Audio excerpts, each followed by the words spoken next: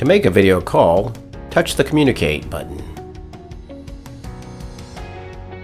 In the Communicate section, you'll touch Video Call.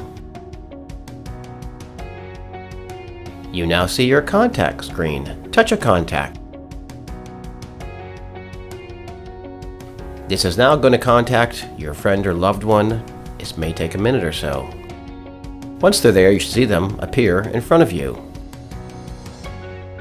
You can now have a great conversation, and when you're ready to finish, you'll touch the red square. You are now back to your contact screen. Feel free to press the red home button to begin the Birdsong experience.